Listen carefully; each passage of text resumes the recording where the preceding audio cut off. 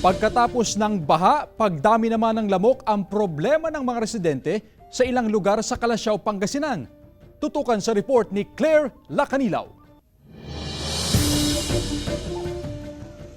Napansin daw ng mga residente ng Barangay Talibao, Calasiao, Pangasinan ang pagdami ng lamok sa mga kabahayan.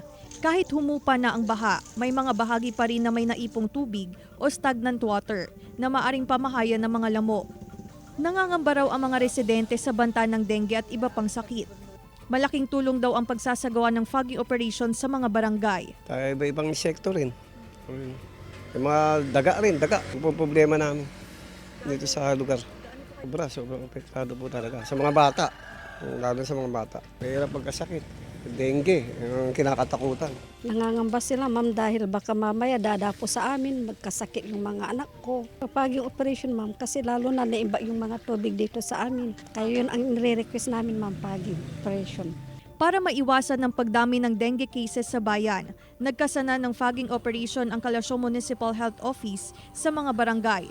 Kasamang ilang volunteer group, una na rin nagsagawa ng fogging operation sa ilang paaralan. Para maiwasan po natin yung outbreak ng dengue cases, recommended din naman siya ng DOH na mag-fog, lalo na kung sa isang lugar ay may outbreak 1 or 2 cases na clustering ang tawag po doon. So, nagre-recommend talaga kami ng fogging.